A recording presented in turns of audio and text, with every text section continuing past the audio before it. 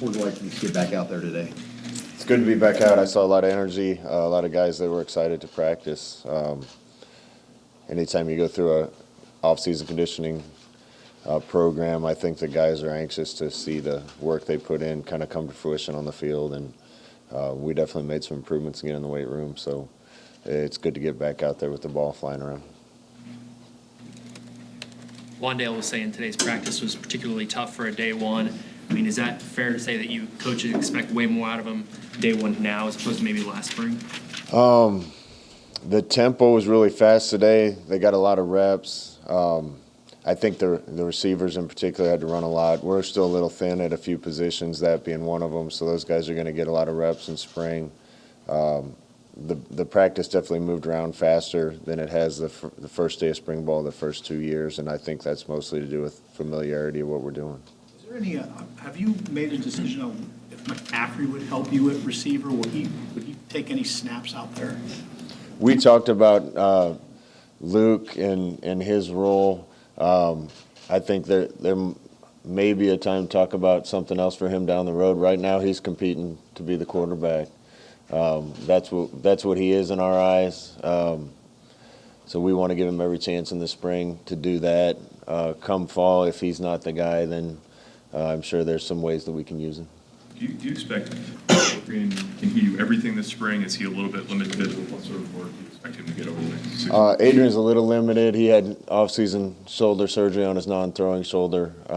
He's non-contact, but we're not going to be doing a lot of contact with our quarterbacks anyway. So just about everything, maybe short of goal line drills where we'd run the quarterback, we're going to be comfortable with him taking snaps. Do you feel it'd be like a true competition? Yeah, Sip, every position's a true competition, and quarterback's no different. Sometimes we treat those guys like they're in a glass case and you can't touch them, but we've always said we're going to play the best guy at every position. And Adrian's starting out, he's our quarterback, and he's going to get the ones at the beginning, but we're going to give some reps to Noah at the ones and some reps to Luke, and just like any other position, we're watching every snap they take and every rep they take. So we're gonna want the 22 best guys on the field at all times, and quarterback's no different. Going back to what you said about familiarity, how are they building those habits that maybe show up in year 3 that are tough to really get nailed down going into a year 2? I think just more repetition. Really, the secret to our success for a lot of years has been getting a ton of reps in practice and let that repetition build to where you can execute at a fast pace and execute at a high rate. Last year, we were putting a lot of stuff in, but I didn't think we executed it well enough at a high enough rate, and just our level of detail probably wasn't where we wanted it. So we're really going to dial it in on both sides of the ball this spring, make sure we're getting good at what we need to get good at. We can expand down the road, but the guys are going to get a lot of looks at our base stuff and things that they need to execute efficiently. What do you experience with Matt Lubick and his ability to hit the ground running? Yeah, Matt's a good friend, also a really good coach. The level of organization on our offensive side of the ball is already substantially better. He's already making an impact. It's kind of hard to describe how, but some of the things we're doing, the way we're charting what we're doing, how many reps of each thing we're getting, making sure things are scripted the right way against the right looks, that we're running plays against every look we need to see it against so the guys can adjust, those types of things. We haven't been as dialed in on as I would have liked to have been, and he's definitely improved us in that area already. That's a faster tempo and related to his getting in there and kind of organizing things. Yeah, I think it's a combination of the guys knowing what we're doing and maybe the organization. The guys did a good job today. We're going to have a kind of a focus every day, something that we're really trying to work on every day, and being in helmets only today, tempo was an easy choice for what we wanted to go with today. So we've even shortened down our wording on that a little bit to make sure that what we do, we can do really fast, and the guys knocked out of the park today. Kept in touch with Matt over the years. When you're talking about new stuff, is he bringing entirely new concepts that fit within the offense? Is he tweaking things? Is it a little bit of both? What impact do you think he'll have in there? Matt's fluent in our language and our offense because he's with me for a long time at Oregon. We have stayed in touch. We did a better job self-scouting this year than we have before, taking a look back at what we've done, what we did last year, things that we need to improve on, little tweaks and changes that we can make. Also had some time this offseason to study other people a little more and see if there's anything that we can add or adjust to how we're doing things to try to be a little bit better. So there's a few new concepts. More than anything, it's just us dialing in the detail and technique of things. And we're really going to work it hard this spring. Scott, what drew you to Jonathan Rutledge in that special teams analyst role? And how do you handle that with him being an analyst, not a full-time coach? Is how it works? Well, it was a big decision. There was a lot of guys that were interested in the job. We wanted to find the right guy. There was a bunch of good coaches. We wanted somebody that fit with kind of our culture on the coaching staff as well. Really like Rutt's pedigree, where he's been, the type of person he is being a family guy, and I think he's going to fit in real well. We're gonna try this. I didn't really want to burden someone like Coach Dawson with making sure our outside linebackers improved and running all 4 special teams. That's a heavy role. So I wanted somebody that could kind of do the X's and O's and schematics off the field for our special teams and really train our coaches to go out and implement it with our players. And it's going to save our position coaches a lot of time and have somebody that's entire time is dedicated to making our special teams better. So are there specific assistants on the field who are tasked more than others with implementing that, or is it an across-the-board thing? It's going to be across the board. We kind of assigned them for spring. I'm not sure if that's going to stay true to exactly how we assigned it come fall, but there's 3 or 4 coaches working with every special team. We're going to give one coach the lead role on every special team and let them run the meetings and drive it through to our players. Obviously with Rutt kind of helping them and explaining scheme to our coaches. Can you help in particular with your kicking situation, and then what do you make of where you're at after some kickers who have left? Yeah, that's a place, several places on the team where we need some new guys to come in. We're waiting on quite a few of our commits and recruits from last year to come in and give us depth and more talent at certain places. Certainly kicker's been an issue for a little bit around here, and we're not in the best place right now. I think Coach Rutledge has some ideas for how to address those things, and we're going to give the guys that are on campus a real good look and a great chance this spring and see if we need to make any changes from there. Is that new territory for some of your coaches? I worked with special teams. Doss has been a special teams coordinator. I know Chins has worked with special teams. It's hard to come up in coaching without having some role on special teams. Coach Beckton's done a lot of it. Coach Held has probably coached all of them. When you're at junior college, you have to do everything, including serving the beans at lunch. So we've all had some experience in it, and I think we're all excited. One of our focuses and emphasis to the team was, special teams potentially cost us 3 or 4 games last year. Could probably make an argument for more than that, but we definitely need to be better in that area. I think the kids look like they bought into that today, that the effort needs to change, the detail needs to change, and having one guy to drive it, I think, is going to help us. And all the coaches are on board too. We know how important it is, and we're going to make sure that we put in the time to be better at it. How do you feel like you've improved as a coach in the last 2 years?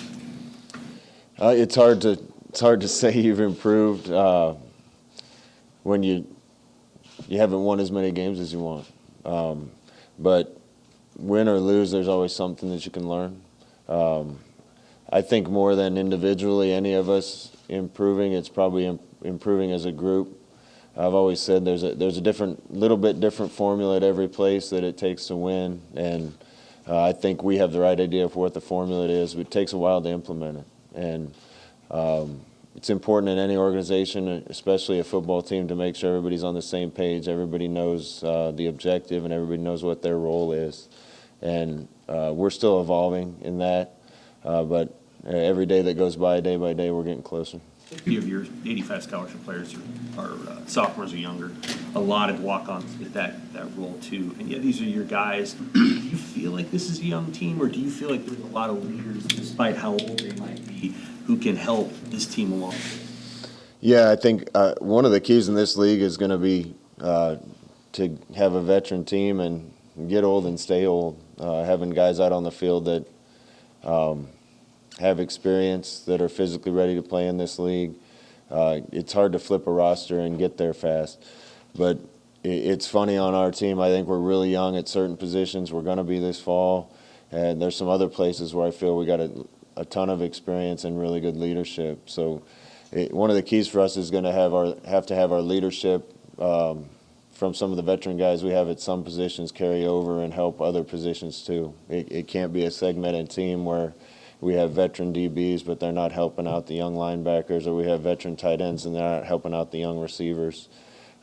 We need our leadership to cross those boundaries and make sure that we're getting better all across the board. Are those the two position groups you lean on, DBs and tight ends? Is there any other? I think the O-line is going to return a lot of experience. Those guys look pretty sharp today. They know what they're doing. Particularly Hymus, Farniok, Cam Jurgens is going to be a lot better with the year under his belt. Hickson's played. Bo Wilson's been around a long time, so we have quite a bit of experience there. We're veteran at tight end.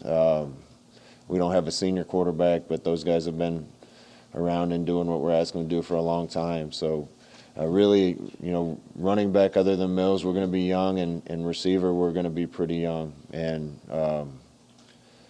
we can get by with that as long as the leadership's good from the other places. You do that, look at that offensive line, you have all 5 starters back, but you want to kind of use some of those young guys and shake it up. I mean, what are the challenges of that this spring, just trying to find that right combination?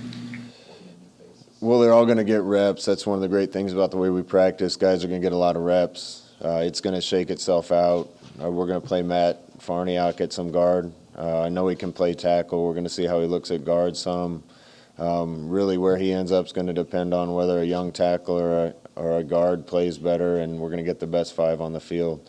The depth there is going to be better than we've had in a long time, assuming we stay healthy, and I'm anxious to watch that competition. Sort of things, like if Ben Hart is one of the young players, what sort of things do you need to see from him this spring that would tell you he can handle it?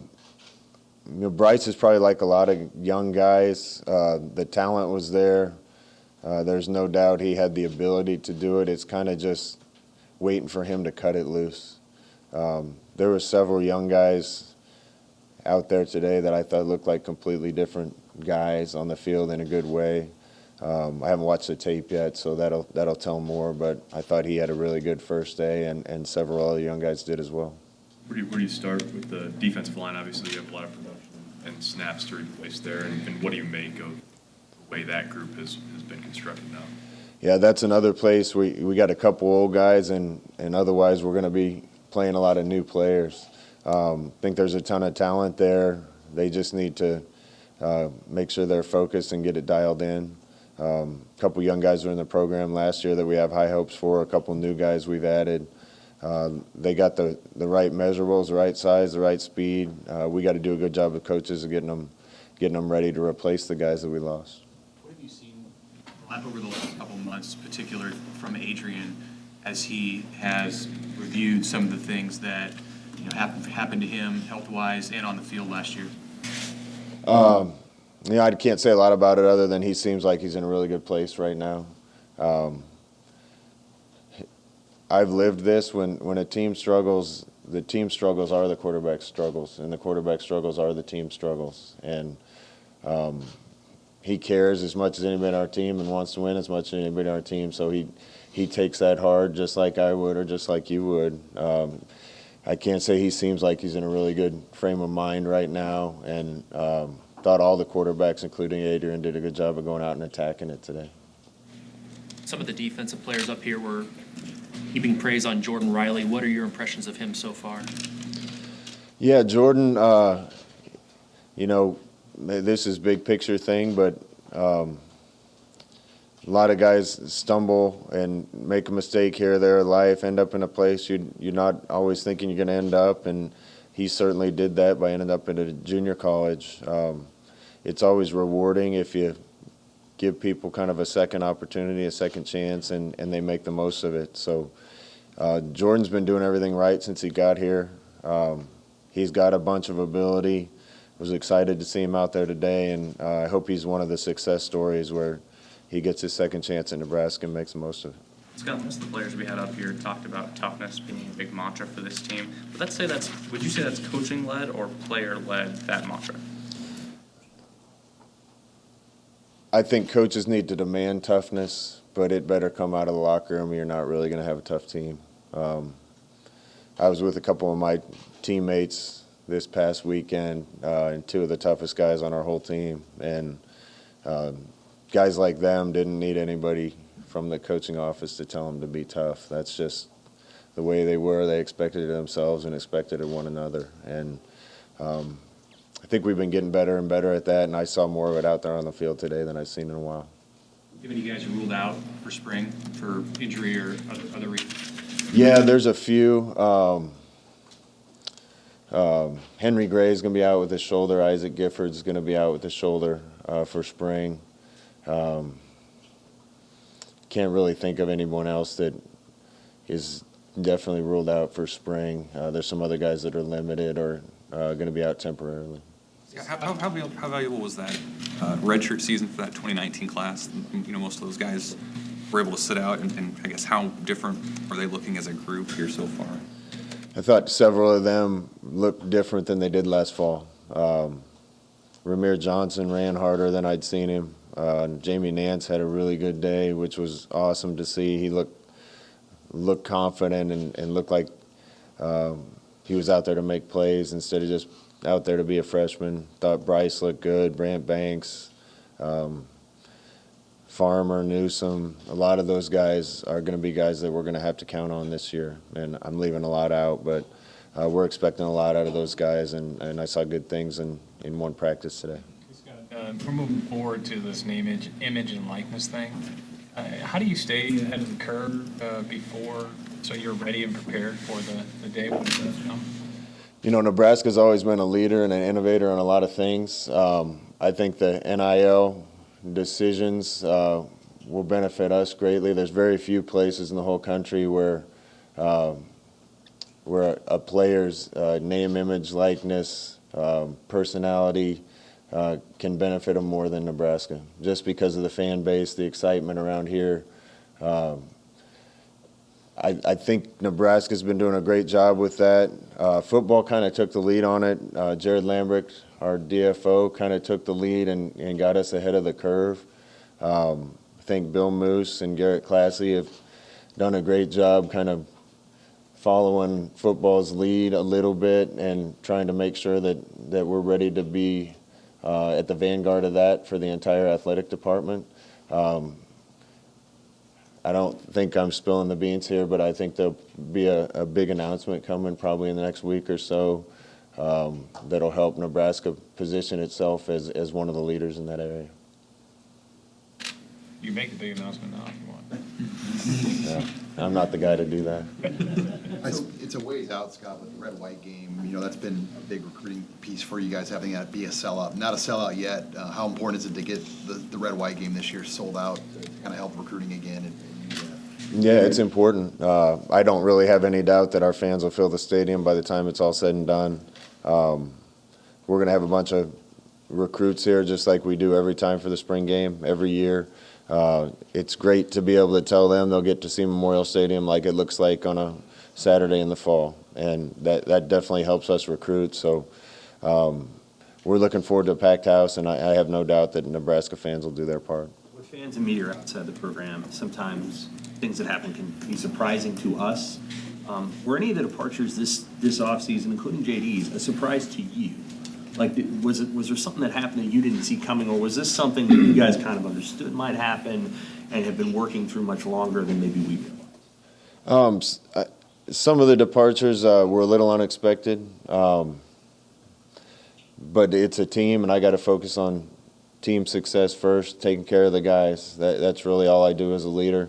I wouldn't call JD's a departure. We're keeping tabs on him and wish him the best while he's dealing with the things that he has to deal with. Hopefully we can get him back at some point. Some of the other departures, a couple of them were surprises, a couple of them weren't. But it's going to work itself out, and all that means is there's more opportunities for the guys that are still here and want to be playing for Nebraska. How do you characterize the communication that you hope to have with JD between now and the end of the semester? We're kind of just backing off right now and making sure that he's able to do the things that he needs to do. And I think there'll be a lot of dialogue down the road, but right now we just wish him the best. What do you make of just Matt Lubick's challenge with JD not here, limited numbers at wide receiver at his position group, and what you saw of him at Oregon that makes you confident, that he can handle that? Well, I thought he did a good job today. I thought there were some things the receivers did better today than I've seen since I've been in Nebraska. I know what kind of coach he is, and I know he's going to get guys ready. Obviously, there's some guys that we're thinking might be able to help us this year that aren't on campus yet. So we're going to have our work cut out for us as a staff to get some of the skill guys ready to play on offense. Trust some new guys to play. I think we went into today's practice with 4 scholarship receivers on the field. That's not near enough. So he's got his work cut out for him, but I trust him to get it done. What is Hickman, or is he a guy you just don't put a label on, really? Chris Hickman? Yeah, Hickman played receiver today. He's going to start out outside for us. Think he has enough experience at tight end that if we need him, he can go in and be a second tight end and do those things too. His being in his second year of familiarity with the offense will certainly help with that, but we need him outside right now, and he had a good first day. What can the spring do for a guy like Alante Brown, and what are your impressions of him so far? Well, I've only gotten to see him one day. He caught a slant today and took it to the house, so it was a pretty sight. I think Alante's type of guy that we want in this offense, a guy that can play inside receiver slot, play in the backfield if you need him. He's going to give us some versatility. So he's got a lot to learn and a long way to go, just like a lot of us. But I think the early signs are positive. A lot about what a redshirt year can do for a young guy, but for a guy that transferred like Travis Vokolek, what sort of in the middle of his career, how much did he learn over that year, and what can he provide in a veteran group that maybe it didn't have before? Guys get out of redshirt years kind of what they try to get out of them and what they put into them. There's some guys that put it in cruise control and don't get a lot out of it, and other guys that work to learn it and get better. I think Travis has improved since the day he got on campus. That's going to be a fun competition and battle at the tight end spot too. Austin and Jack are a little bit limited in spring ball, so Travis is going to get a lot of reps, but feel great about the shape we're in at that position with those 3 guys leading it. Is there something, when you went back and did the self-scout, the numbers were sort of modest from that group. What is the key to the next step in terms of production? Maybe it's not the tight ends themselves, but what do you see in that? Yeah, I think there's a lot that went into that. We looked at that as coaches and trying to find ways to get the tight ends the ball a little bit more. That hasn't been a problem in our offense at all. Would have liked to seen them be more productive last year, but that wasn't necessarily due to scheme or the guys we had playing tight end. Sometimes it was situations, sometimes it was other people around the tight ends maybe not quite doing their job. So I expect that production will change this year with the guys that we have in that room now. I don't think it's 2020, but is there a game or a scenario last year that might have looked differently if Matt Lubick were here? I don't want to speculate on that. I'm just glad Matt's here. Scott, as you enter your 3rd spring practice here, just kind of give us your perspective overall where this football program's headed.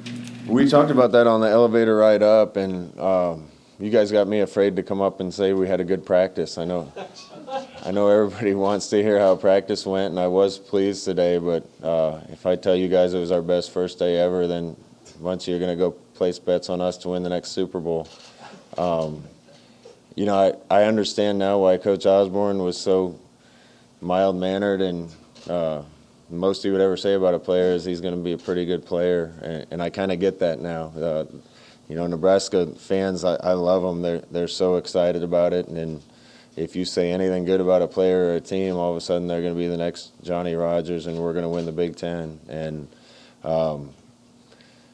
we got a long way to go, but I was very pleased with the first day, and you know, it was the best first day of spring we've had. But the first 2 seasons didn't go like we wanted, so we have a lot of work to do.